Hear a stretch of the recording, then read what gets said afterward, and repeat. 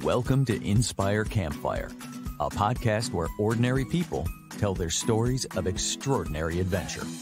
These are campfire stories meant to inspire the rest of us to light the fire within, get outside, follow our dreams, and return to tell our own stories. Ready?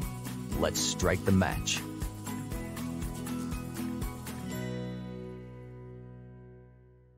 Welcome to the show. I'm your host, Scott Wurzbacher, and today we are going to talk about life, adventure, and breath work. Today's guest has a lifetime full of experiences in all of these, and he's tapped that experience to teach and coach others. Jesse Gros, a life coach and breathwork teacher from Los Angeles, California, is with us. Jesse helps people in midlife who are looking for meaning and purpose. He holds a master's in spiritual psychology from the University of Santa Monica, and he leads international spiritual adventure retreats to Peru and Nepal. Jesse is the author of 3 books, and he has a new one coming out next month called Wild Hearted. And he also runs groups and retreats for writers. I've read 2 of Jesse's books, Your Wild and Precious Life and My Life Coach Wears a Tutu. And I am so excited to talk to him today because this is someone who has really embraced life and knows how to say yes to adventure. I cannot wait for him to share his story with you all today. Jesse, welcome to the campfire. Thank you. It's awesome to be here. Man, I am so excited. We got introduced a couple months ago, and we weren't sure whether we were going to be able to do this episode or not. But in the meantime, I devoured your books. I've got both of them right here. And man, I can't wait. That there's just some amazing stories in both of these. But man, you've lived some adventure. Could we just like, let's start with what it is that you do and where you do it and who you do it for. Great. Well, I'm a life coach. That's my primary umbrella that's kind of around everything I do. And I work with a lot of people in midlife, young professionals who have hustled. They've gotten all the stuff. They're at that pivotal point in their life where they're really starting to look over their shoulder and dig in for more for deep meaning, purpose. Most people I know have something that they've always wanted to do that they put off to be a doctor, to be a lawyer, to be a, whatever it is, right? And so they usually come to me when they're established and looking for more. And so that's a piece of it. Okay. And then we do a lot of exploration. So inside that, we do exploration, we do retreats, international retreats, spiritual retreats. I lead breathwork, teach breathwork classes. And then I also have some conscious writers groups that I lead as well and retreats for them as well. Very cool. So kind of this focus on midlife, is that pretty common? You kind of like, is there, people have talked about this idea of a midlife crisis. Is that kind of baked into some of this? Can we talk about that? Yeah. I think of it as a midlife opportunity. Nice. And the idea is that I think if you start thinking about this stuff ahead of time, it doesn't become a crisis. It's kind of like a health crisis, right? A health crisis is usually, most of the time, the result of ignoring signs along the way, right? Until it peaks. And I feel the same way with midlife. I started thinking about my potential midlife crisis when I was 18. Nice. I was like already thinking like I was pretty mad. I was working extremely hard. I just saw everybody around me like really stressed. And I thought to myself like, oh, I'm going to have one of those for sure. And so I started preparing ahead of time, already dreaming about midlife changes and thinking ahead, how am I going to feel in 10 years, 20 years, which I don't think a lot of people do when they're 15, 16, 17, 18. So yeah, I don't get many folks in a crisis, to be honest. I get a lot of folks who have they've spent time really leaning into what else is there. And I think the culture supports that. Crisis definitely was like an 80s, 90s thing because there wasn't a lot of culture supporting midlife change. But now we live in this great culture where you could have a new career every 10 years. And it's actually relatively common now. So that's exciting. It's exciting for me. Yeah. Well, so you said that it doesn't have to be a crisis if you think ahead. And then you mentioned that there are some signs. Like, what does that look like? Like, you know, for people that are listening, like, what are some of those signs? I'd say one of the signs is if you've chosen something that you don't absolutely love. Maybe it was a good choice. Maybe you're good at it. Maybe you're successful at it. And it requires a certain percentage of rationalization to stay with it for another 10, 15, 20 years. And that's what I notice, right? I might have a client who's like, say, a software exec or something, and he'll say to me, hey, you know what I really want to do? And I kind of look over his shoulder and then tell me, hey, I've always wanted to, you know, start a ecotourism company. Great. I know what that feels like. And then they'll stop and go, yeah, but, you know, I really like the money. Right. And so there's like a lot of yeah, buts. I find that when you're really, really doing something that is in alignment with who you are, with your heart, with your soul, with your greatest level of personal connection, there's no yeah buts. There's no justification required. Right? It's like when people talk about it, like when I talk about it, there's no justification that I need to explain what I do for a living. But before this, I was in the insurance business and I made really good money. And so I knew it wasn't my heart. I knew it wasn't my soul. Yet I just kept coming back year after year because the money was really good. And so I had to hold this kind of, it was almost like a box of excuses or reasons, justifications for myself. And then at some point I realized I was like, oh, that box is getting really heavy. And so I'm going to set it down. And so I walked away from my career, and there were lots of people that were happy to take my spot. Yeah. And those folks probably get to that same point that you got to at some point down the line. Yeah. Yeah. I think it's unreasonable to assume that you could pick something when you're 18, 19, 20 and stick with it till you're 65, 70, 75, right? There are people that find that thing. But I feel like there are less people I've met that find it, do it all the way through than people who bounce around or they're not totally sure. Or like in my case, I told my mom, I said, remember, she was like, you should be a doctor, be a lawyer, like kind of basics, you know, loving mom advice. And I said, you know, I really don't want to do one thing. I said, I want to have like 5 jobs at one time. And she said to me, you know, now that would be just like a basket full of side hustles, right? And so she said, well, then that's what you're going to do. And so that's what I'm doing now. Is like even coaching. If I coached 40 hours a week, or I led retreats all year long only, or only breath work, or only writers groups, I would get extremely bored. And so it was nice to have somebody really early say, even before it was cool, like, hey, yeah, you can just have a bunch of side hustles. And so that's really how I feel now, is I feel like it's like 20% coaching, 20% breath work, 20% retreats. In this case now, I'd say 40 to 50% writers groups. I don't know if I'm adding up to 100%, but it doesn't matter. I don't think I've ever heard this before, but you just said a basket full of side hustles. Yeah. I love that. I love that phrase. So do you give your clients permission to have a basket full of side hustles? Yeah. I mean, if that's what's in alignment for them, right? If that's what's in alignment. For some people, that's a nightmare, right? For some people, it's like, I just want to find the next thing that I can put all my energy into and kind of hyper focus on, right?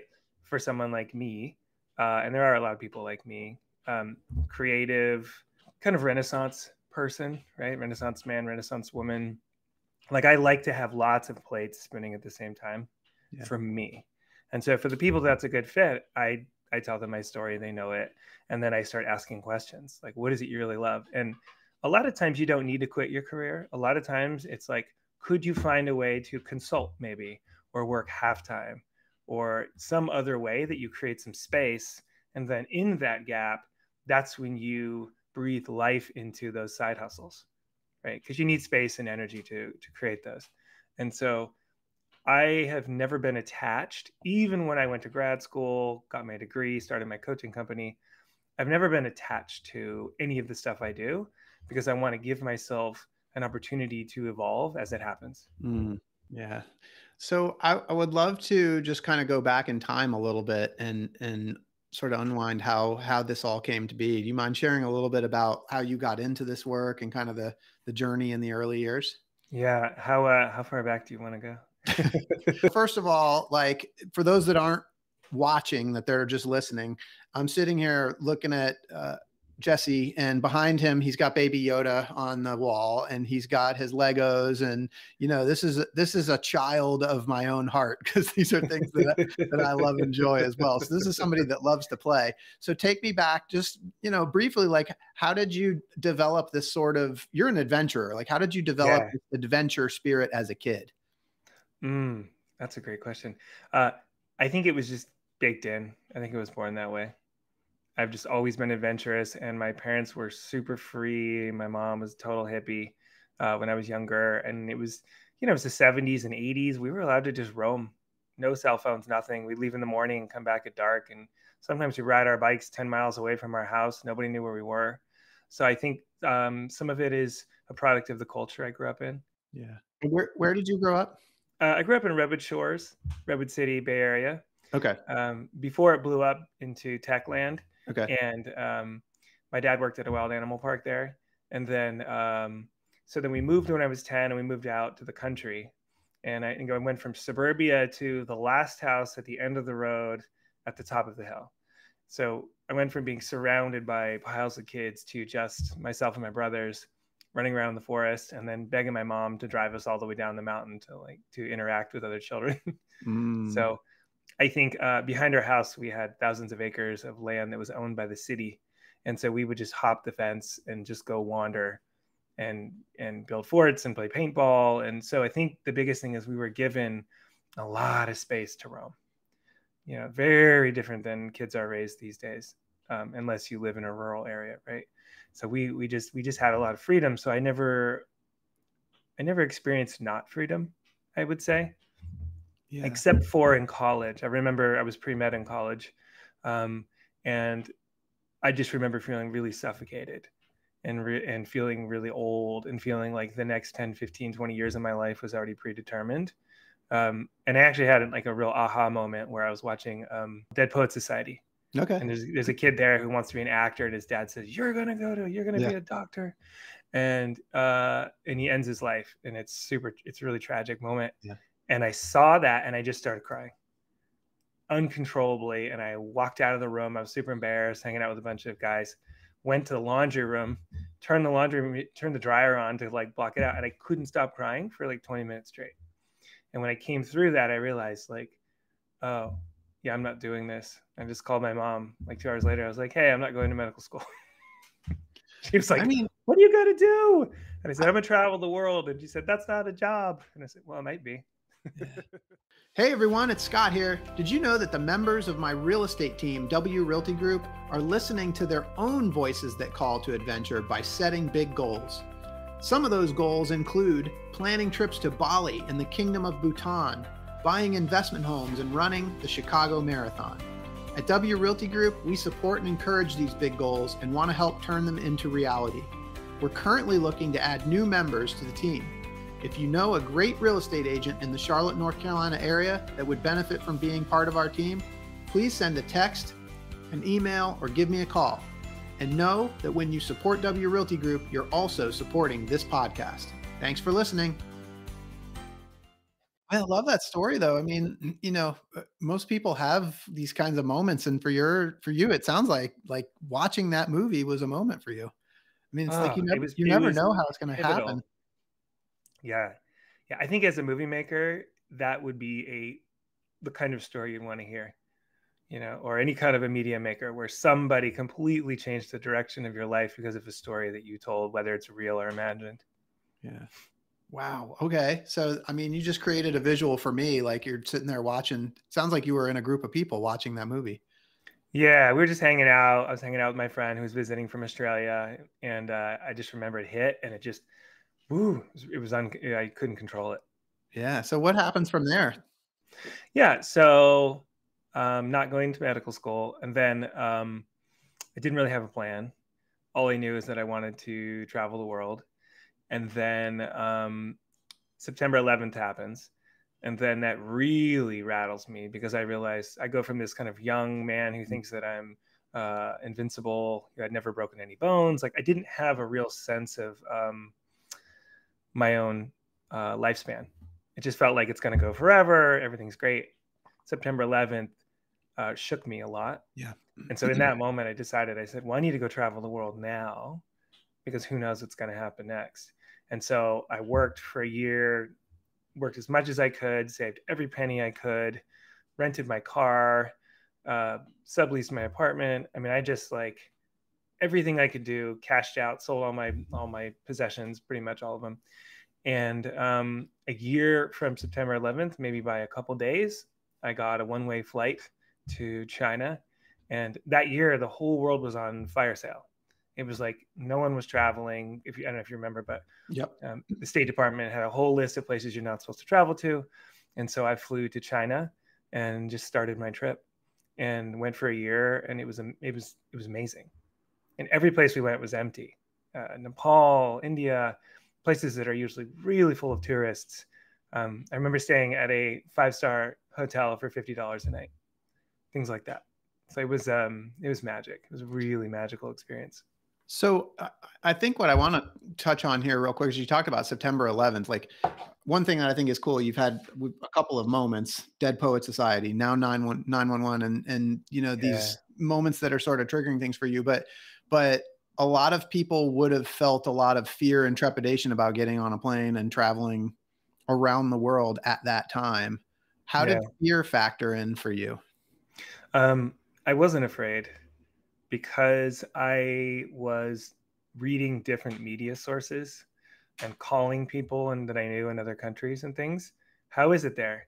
It's fine. Okay. And so I don't remember who I was listening to, but I was listening to some like non-traditional media source.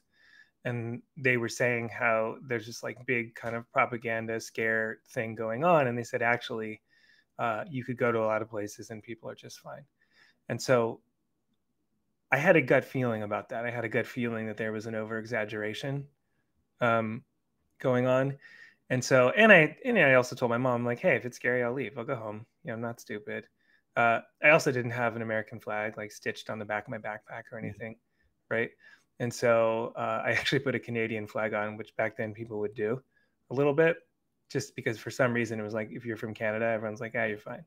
But if you're from the US, like we have things to say to you, right? Yeah. And so I had that on for a little and then I cut it off because I was like, well, that's lame. But I remember I had a Muslim driver who drove me all around India. And I was talking to him about it. And then he's like, where are you from? And I said, where do you think I'm from? And he goes, I know where you're from. And he's like, you're from America. And I was like, okay, because I know your accent. And I was like, okay. And I said, well, what do you think about all this, stuff going on? And he said, that's politics. He said, I have a family. I need to feed my kids. Tourism is low and it's hurting me. Yeah. And he goes, you're taking care of my family today. He goes, most people don't care. Most people, their immediate concern is their friends, their family, their job, their community, their schools. That's really, and then all the rest is like this big kind of international show of politics, power, whatever. And that really stuck with me because there was a lot of stuff going on in the US at the time, right? Really strong sentiments. And I just had a bunch of run-ins with different people from different faiths that I thought I was hesitant to tell them where I was from. And every single one of them, it was like, they're like, why would I care?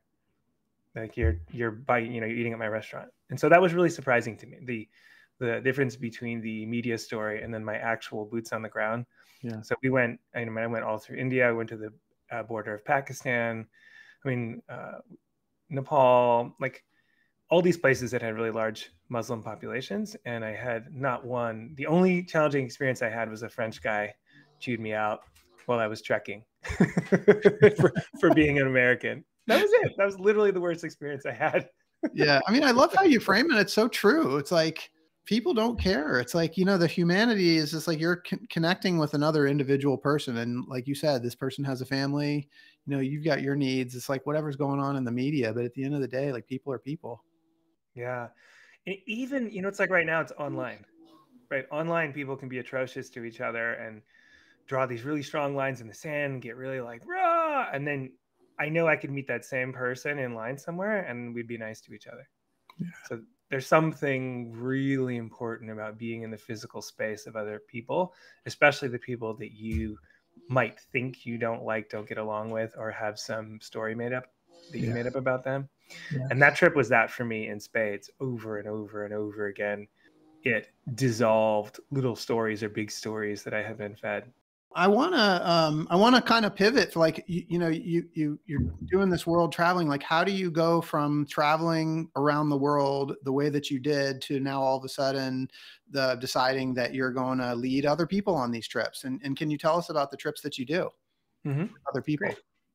Yeah. So on that trip around the world, when I went to Nepal, that was one of my first stops. And I thought it was one of the most amazing places on the planet. I just fell in love with it. And on that trek in Nepal, I said to myself, I'm going to take people here. I just knew it. I mean, and I had done some guiding in college. I had guided trips down to Baja, week-long kayak trips. Yeah. I guided backpack trips for kids in summer camp. So I already enjoyed guiding. And Nepal was the one where I made the decision that I'm going to take people. And so when I came back from that trip, I just set the goal, and the name, the company, Insight Adventures, came into my mind. And it took me years. It took me a good couple of years to go from this is something I want to do to actually leading my first international trip. And the first trip I want to say was 14 years ago. And the first big trip was to Nepal. And when I was in graduate school for spiritual psychology, getting my master's, I submitted a proposal for my final project. I had to write a huge paper like everyone does, but also it was a very practical school. It was the University of Santa Monica. Mm-hmm. And they wanted practicality. They promoted it. And so I said, I'm going to start a business. I'm going to get a website. I'm going to promote myself, and I'm going to lead my first retreat. And so I submitted the whole thing because I had a feeling that I needed some structure. Yeah. Like I didn't know any coaches yet, or I didn't know anything about that structure. Yeah. I just knew school really well, right? So I thought I'll use the school, get your homework done on Thursday, etc. structure to help me launch a business, because I didn't know anybody who had their own business. And so it worked because I've been so well programmed that even when I got really scared and I was nervous and all the things that come up around starting a business, right? It was like, didn't matter because I had the homework on each day, and homework is websites done this day. So that structure really launched me into my first retreat. And I advertised online and told everybody I knew, and filled the trip, and was terrified every step of the way that somehow I was going to do it wrong. And we had a great trip. I love that you use the structure, so that you literally use the structure of the school and the curriculum and the project to actually turn it into a reality. It wasn't just a school project that you shelved when it was done. Like, this thing happened. Yeah.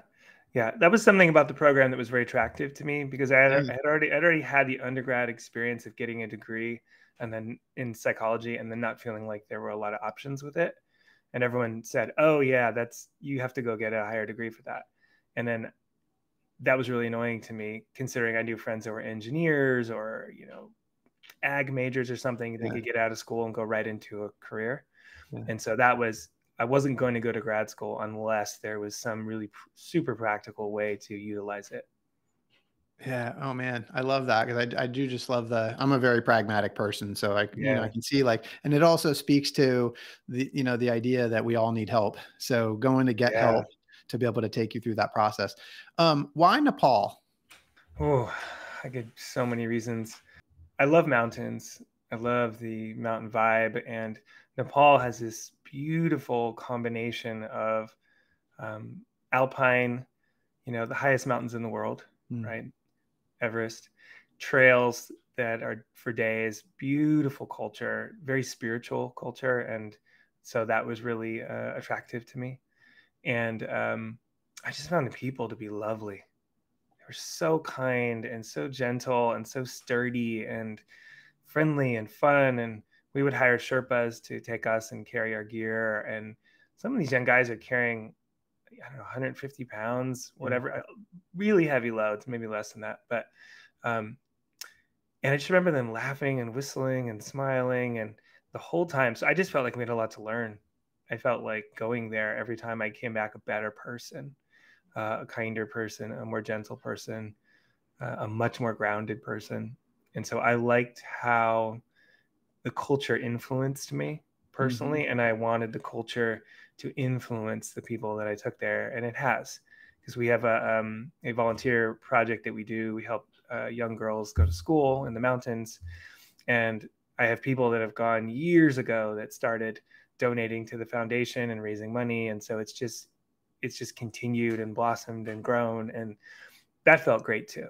Because every year we'd come back and you could see the girls growing older and going to get their education, and these are young women who normally would have zero opportunity. So they would probably start having children really young, and they'd be really poor, and that would be their life. And uh, there was a study by I forgot who did it. It was like a World Health Organization or something, and they said that the very best money that you can give in developing countries is to young women, because they're most likely to use it for their community, versus young Mm-hmm. men will do different things with it. And so I thought, all right, so let's support the young women of the community. And that was another thing too. That was really thrilling to me to Yeah. see tangibly and year after year come back and see this community grow right in front of our eyes. And so it was all of those things together that makes Nepal so alluring to me.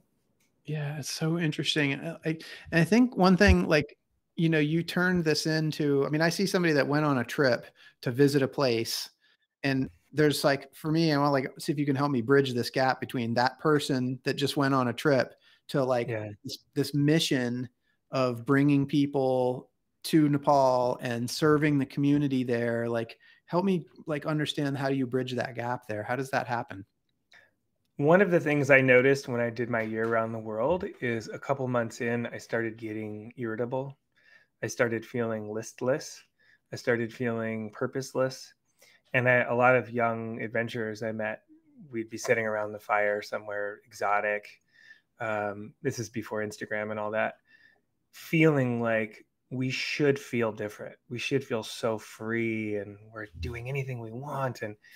And a lot of people felt the same way I felt. And so it occurred to me, just being a tourist, being a visitor, was not it. And I'm not knocking on it. Yeah. Tourism's great and it's Yeah. beautiful and it's fine. We go places for a week or two, but um, I was clear I wanted to do more. And so I thought, what's most important to me? Culture, presence, giving back, service. So all of my retreats have a service component.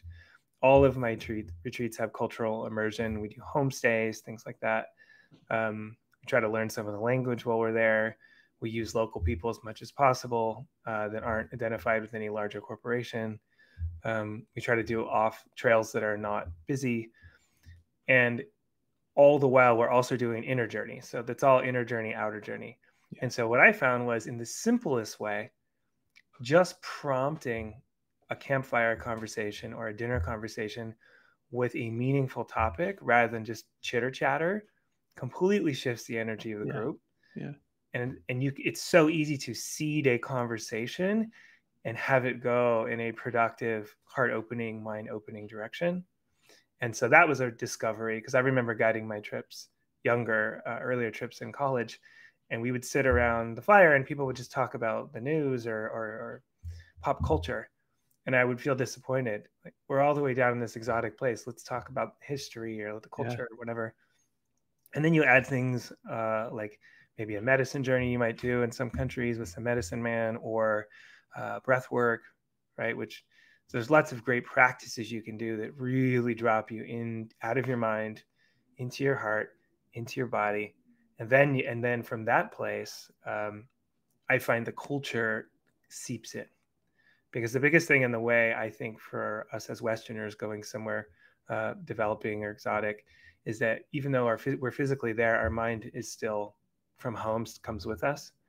And so a lot of the practices we do are to kind of dissolve that home, hurry, Western, get it done mindset, Mm. to try to move into the mindset of the people that live there, which is always slower, more thoughtful, more conscious, and more present. That's amazing. So the two places that you've really focused on, but which by the way are both on my list of places that I'm dying to go to, right? Yeah. Nepal, Everest Base Camp, and then South America, Peru. Yeah. So what are the similarities like between those two? Why Peru, and how does that kind of connect with the Nepal trip, or how did it come about? So Peru is in my opinion, it's like the Southern Hemisphere sister or brother to Nepal. I don't know if you remember, I think it was like 1999 or 2000. There was some prophecy that was going around for a while where on the turn of the turn of the year, something was supposed to happen. And it was all in the spiritual community. All the conversation was around Peru and Nepal. And they were saying that Nepal was the center of spirituality, and then it was going to shift. The poles were going to shift to Peru. Something I'm obviously not well versed in it.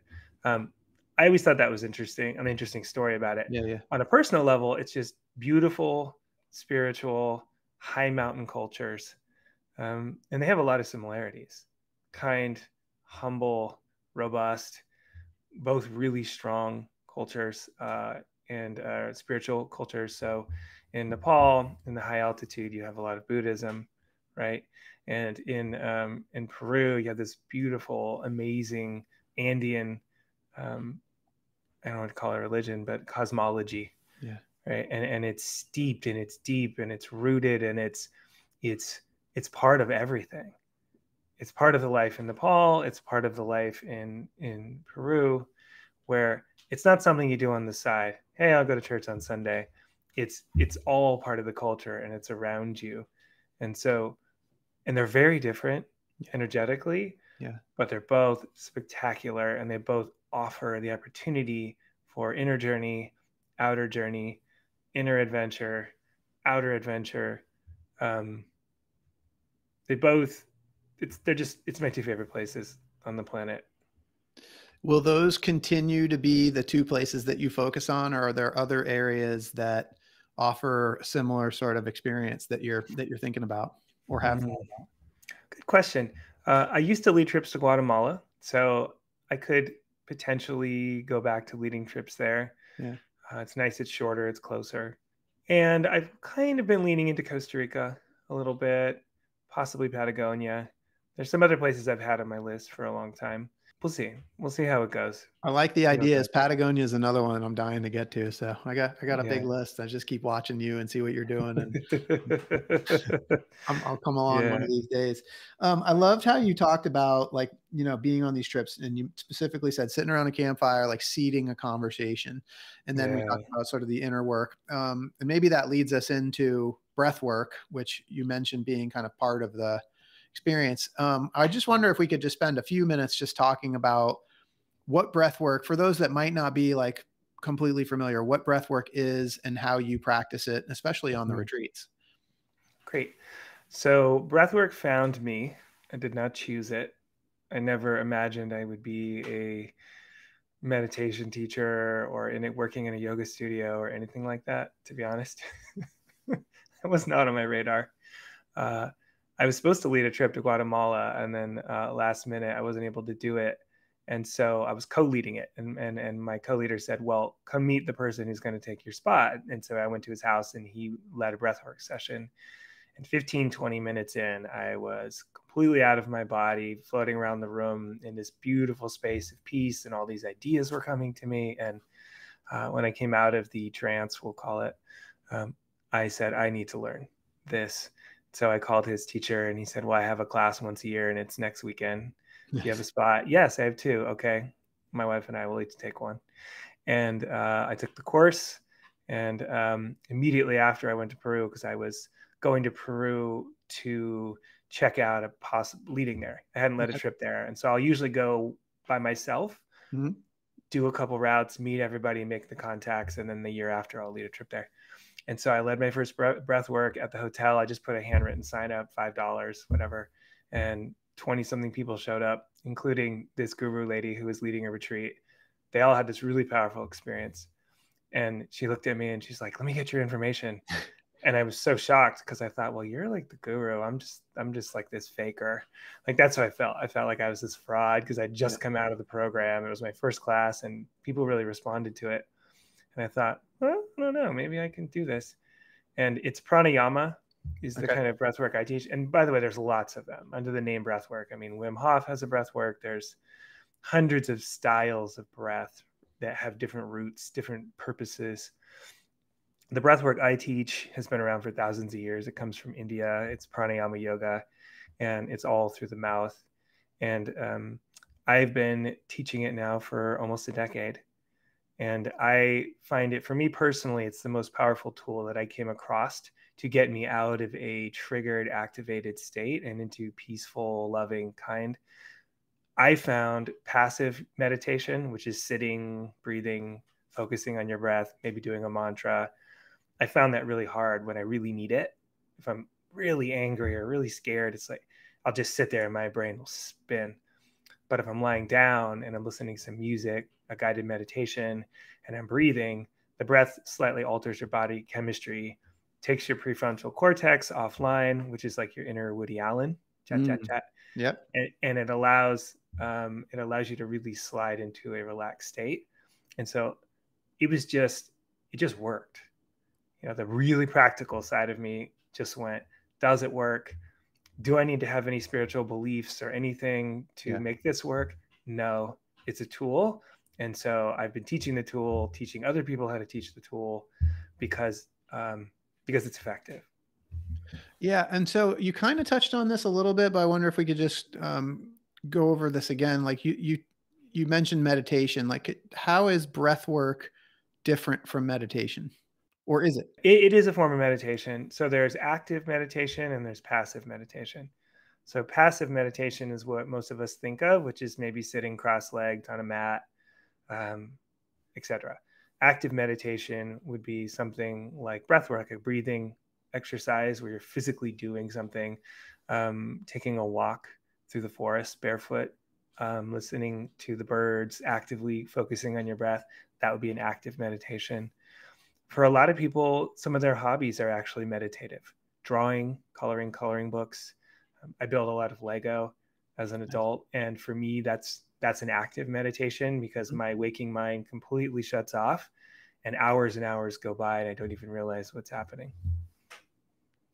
It's awesome. So what are some of the uses or almost sort of transformations that you've witnessed people experience in practicing pranayama yoga? Gosh, that'll be a whole separate show. Can you give us a glimpse? Yeah, maybe yes, I will. Another episode on that. Yeah, I have. I'll just give an anecdote. I have an artist friend who did one of my trainings, maybe 5 or 6 years ago, and she had done some therapy and done lots of different practices to work on one of her, like a core issue that she'd been dealing with in her life, and she, by the end of the night of the breathing, I'll do like a 45-minute breath with a long shavasana. By the end of the night of that journey, so that's really what it is, she had tears in her eyes and she came up to me and she said, I've been working on something for a long time and I've been getting close, but I was never able to quite kind of pierce the judgment about myself and move into truly loving who I am. And she said to me, it happened tonight. She said, I crossed that threshold. And so that was a really beautiful moment for me. I've had lots of students, people I know that have done it, that will, it works in your subconscious, right? It gets to places that even talk therapy won't get you. And lots of people that have come to me and said, I just had an awareness about something that I've been sitting with for years. And I think I figured something out. Right. On an energetic level, people will just come in, they've had a really bad week and their head's spinning and their body feels horrible. And for whatever reason, and it helps move energy. So you can really move a lot of energy out of your body. And they'll, by the end of the class, they're crystal clear and they're smiling and they're laughing. And so to me, as I would call myself an empath, right? And there's a lot of people like me that absorb energy into our bodies. whether it's from media or someone honks at you on the street or you have a fight with your spouse. It lands in your body. You feel the uncomfort. Maybe your neck is tight, your jaw is tight. You feel like you're carrying around the upset. We've all had that experience. And this will remove it from your body. I used to call it a spiritual roto-rooter because it just cleans it out. Even on a level a little more woo-woo, on psychic energy, right? It's like if you've ever had something that felt like somehow an energy got into you, or some really negative person got into your space and you can't kick them out of your mind or out of your heart. I found this is beautiful for that. It's very cleansing on that level. And to be clear, like the people that are practicing this, they're not really trying to do anything to like take part of this transformation. It just happens. Yeah, exactly. I almost find if you come in with too strong of an intention, it interferes. And so what I tell people is it's a journey. Just imagine there's a river flowing and there's a bunch of people white knuckling it, hanging on the side of the river, holding onto the rocks, fighting inevitability. And then there's people you see just jump in, and whee, they just float down the river. And your only job is to tread water. Don't worry, you're going to get where you want to go. And so I tell people your only job is to breathe and surrender and just trust the process, trust your intuition. The process itself will take care of anything that needs to happen. And what happens is always a mystery. So you may think, oh, I really want to get some insight around X. And then the process is like, no, that's not what you need. Actually, we're going to let out some tears about your mom who passed 10 years ago because you're holding it in your heart and you don't know it. Right. So it's mysterious, which also keeps my attention because you don't know. You just never know what you're going to get. And I find that beautiful. I find that really stimulating and keeps me. It's the only practice like this I've done for more than a year, 6 months. Before that, I was always changing, getting bored. Yeah. And this one grabbed a hold of me and I'm still doing it. Sticking. Yeah. So with that thought on sort of a common central theme, and just sitting here thinking like there's a lot that you do. You even called it a basket of side hustles, right? But like you coach, you practice breathwork, you teach breathwork, you take people on retreats. You're also an author and you lead these writing circles. And I want to talk about the books as well. Mm-hmm. But I feel maybe you can help me put this into words, but there seems to be some sort of common thread that sort of connects all these things for you. Yeah. The two main threads are adventure and love. And the second one might seem trite to some people, but I really do believe that living a heart-centered life is, at least for me, it's the key to joy. And so combining anything that brings people into their heart, out of our minds into our heart, because we live in a culture that is, it's dominantly cerebral, right? And so to move us out of our heads into our heart, into our bodies. And if I can do that by going on adventures, rather than say like some really hard practice that requires a lot of discipline, et cetera, that doesn't appeal to me. So I think if we can go on inner adventures and outer adventures, right? Explore new places internally and externally, that hits all the spots for me. It hits the curiosity. It hits the part of me that wants to try something new, to try something that's scary. And funny enough, trekking in Nepal at 16,000 feet in the snow is less scary for a lot of people than doing a 45-minute, say, private breathwork session or something where you know you're going to really go deep into your emotions and your feelings. Most people are more afraid of the inner journey than they are of the outer journey, which is why I like to put them together that way. In Peru, on the second day, we take everybody on this massive zip line that's 5 lengths. It's one of the biggest ones in the world, or at least it used to be. And half the people are thrilled, half the people are terrified. But by the end, everyone has just done something exciting and thrilling that pressed them on some level on the outer journey. And so then the very next day, we can start doing some of the inner work. And it seems way less intimidating because we've just done something wild. And so I personally love matching them together because what I found was there were like eco adventure tours you could go on, but there was no real inner work happening. Or you could go on a spiritual retreat and it was way too much sitting around cross-legged. And so it's like, I didn't want to go on either. And so that's what I created. I tell my clients, like, create the things you want for yourself. Don't think if anybody else is going to want it. So I always just write the books, create the retreats that I want to go on. And I thought, well, if I was going to pay to go on a retreat, what would I want to do? I want to do all of it. I want to sit with the shamans. I want to dance in the stars. I want to do breath. I want to hike hard trails. I want to zip line, right? I want cultural immersion. I just designed what I want, which is a potpourri of all of those things. And so to me, they go hand in hand. Yeah. And I'm a huge fan of this whole idea of like the physical adventures kind of melding into the inner journey. Yeah. You know, one of the things that we talk about on this podcast is this voice inside that calls us to adventure. And it seems that that's what you're doing. You're bringing people on these adventures to really tap into that voice. Yeah. Yeah. I mean, I think adventure may be the strongest pull in all of this. You say, what was the one thing? Yeah. Because it's all an adventure to me. And coaching is like a huge adventure, to go spend all that one-on-one time with somebody and see where they go. Breathwork, because you never know where you're going to go, which I love. Yeah, every step of the way is interesting. And I have a rule. My writers groups are the same way. We meet for 2.5 hours once a week, either live or Zoom or both. And we meditate, we do breath work, and then I drop a prompt, and then I say, write, go. And then for 40 minutes, people write, and they just let whatever comes out. And almost always, well, not always, say half the time, people will say, I have no idea what I just wrote. And that everyone gets to share that writing, which is scary, right? At least in the beginning it is. And that everyone listens, and then we give positive, nurturing, supportive feedback.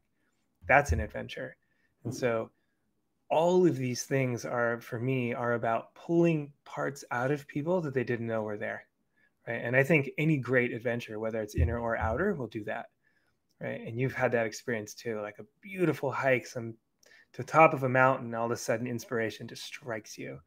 Or maybe some really challenging physical exercise that pushes you out of your kind of normal mind space, and something interesting or a thought or a feeling or something new moves into that space through the physicality of it.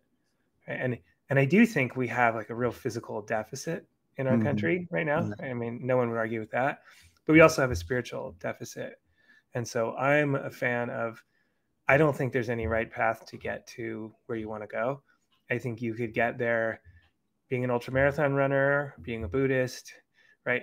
There's so many different ways to get us out of our kind of day-to-day operating program and move us into a altered, calmer, more beautiful, more open, more receptive space, where I find that's where all the real data drops in.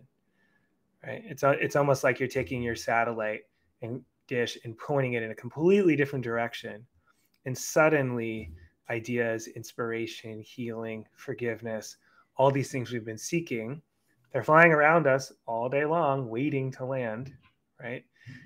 Change the direction of the dish.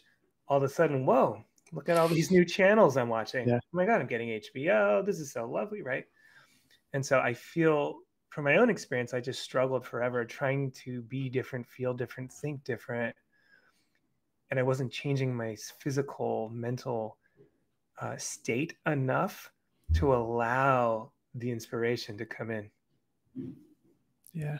Well, I think some of it, to sort of bring this together, I think some of it is that you, first of all, you're in a very beautiful way, like showing people the way through your own experience. Like, you have not been afraid to go first. You've gone and done these adventures, and you've done these things, and then you've brought people with you.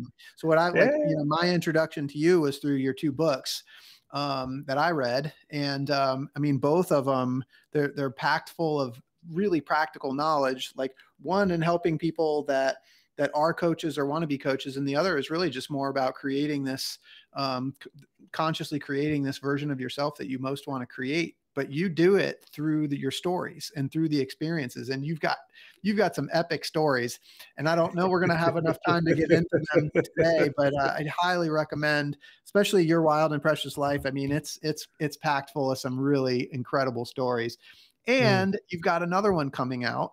And I loved your answer to this common thread that's been, throughout your life, because now I look at the title of this new book coming out, Wild Hearted. You talked about adventure and you talked about love, and you just brought that together in those two words, Wild Hearted. So tell us about your new book that's coming out, Wild Hearted. I love that you made that connection. I did not make it on my own. Well, you're the real deal. Yeah. I mean, it's, it just shows that you mean what you say. Yeah, thank you. That's really great. I'm carrying that in me right now. That's beautiful. Thank you for your observation. Yeah. So this book is different than the other books in that it's a collection of stories, mine as well as from people in my conscious writers groups. Yeah. And we've written collectively close to 1,400 stories, and it was crowdsourced, I would say, right, by the groups. Yeah. We'd have a day where someone would read a story out loud, and everybody in the group would go, "Oh, that one, send it to me. Will you send it to me, please, please, please?" And this was, anytime that happened, I'd go, and I just start putting them in a bucket, just put them in a file, and I've been collecting them for 3.5 years now. And so this is 100 of the best of, by the time it's ready, it will have been a pool of 1,500 stories, and from all different folks, from all different walks of life. And what we have in common is we are all adventurers of life, adventurers of the heart. And it's just full of beautiful, vulnerable, stimulating personal stories and narratives and poetry of people that are all living on the edge of their own creativity, of their own courage. And all of these people have been on retreats with me, or I've coached them. They're all part of the larger community of people that are constantly seeking to take risks, to leave jobs, right? Like a lot of people in my groups. My dad would always say, "Don't hire my son, because you'll quit your job immediately unless you want to." He'd say, "Watch out.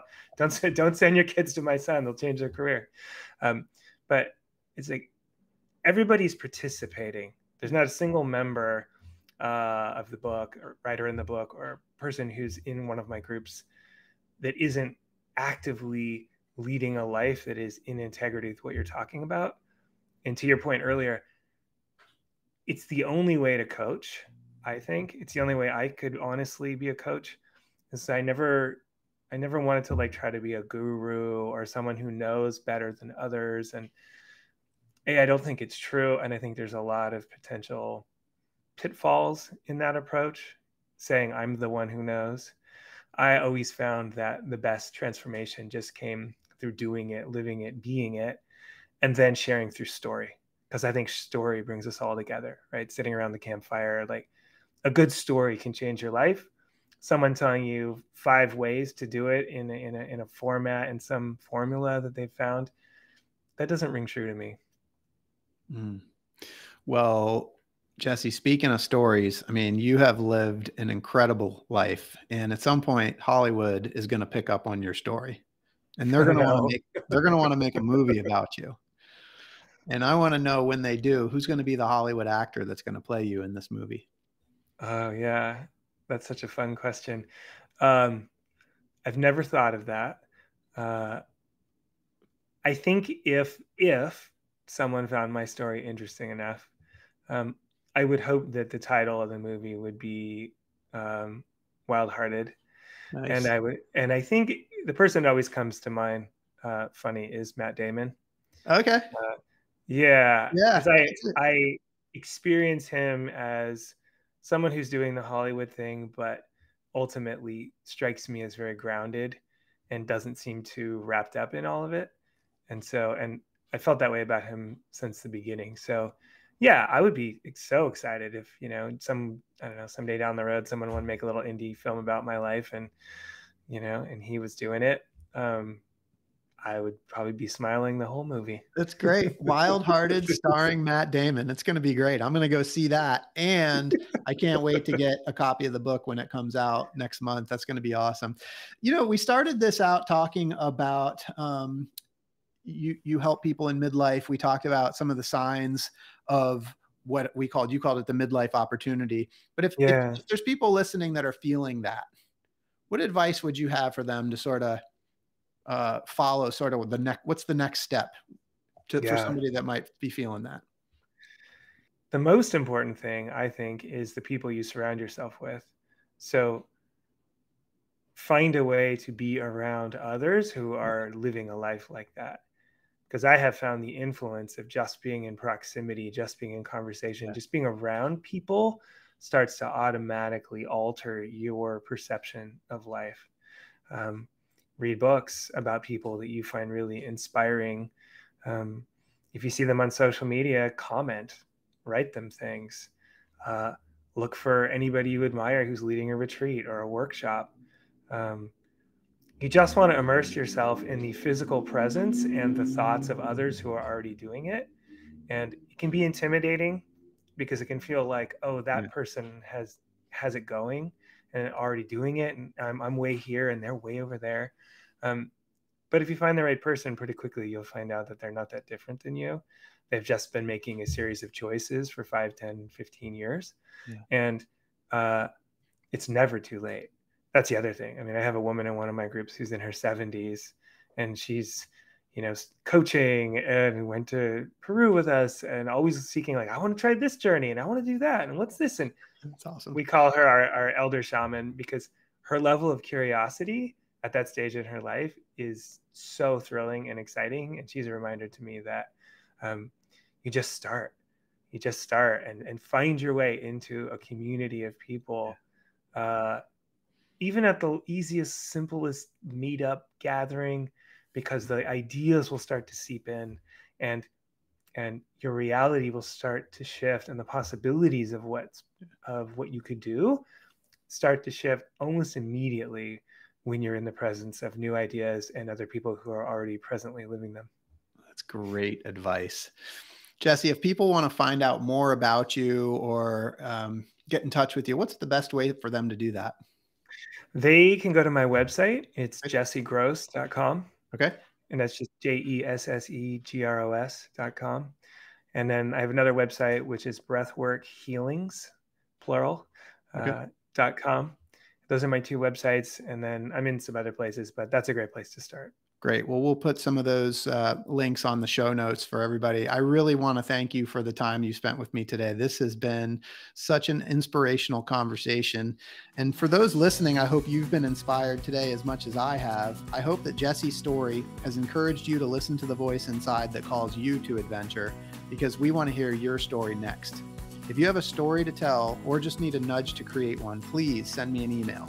We'd also appreciate it if you'd help us spread the word by leaving a review and sharing or tagging Inspire Campfire in your social media.